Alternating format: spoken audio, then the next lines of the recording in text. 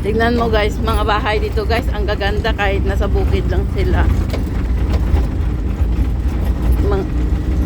Ang gawa lang yan guys, magtanim ha. Pero dahil sa magtatanim at ang sisipag nila guys, kaya yung mga bahay nila, kahit sa tuktok ng bundok sila, ang gaganda. Yan nyo guys oh.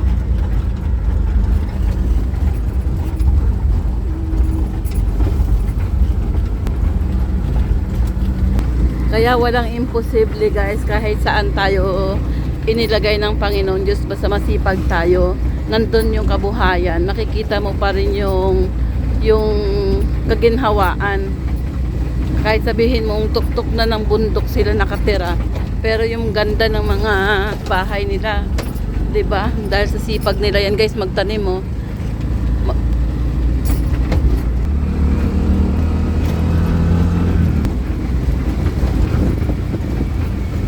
Mga sulit yung mga bahay nila guys. Tingnan mo, pero ganyan lang ano nila, taniman nila guys. So, kung tutuusin itong pinuntahan namin guys, taas na to guys, ang bundok na to. Pero tingnan mo yung mga bahay nila, oh. Sulit.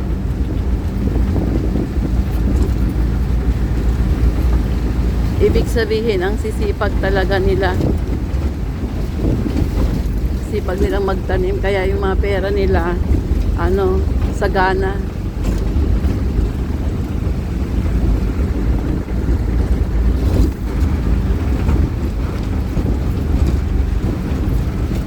Umuulan na dito sa lugar na to guys. Ang lalaki pa ng mga bahay nila.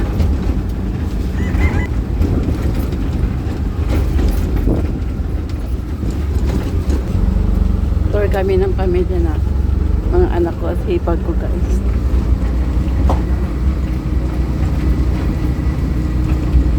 Di ang basketball pa oh.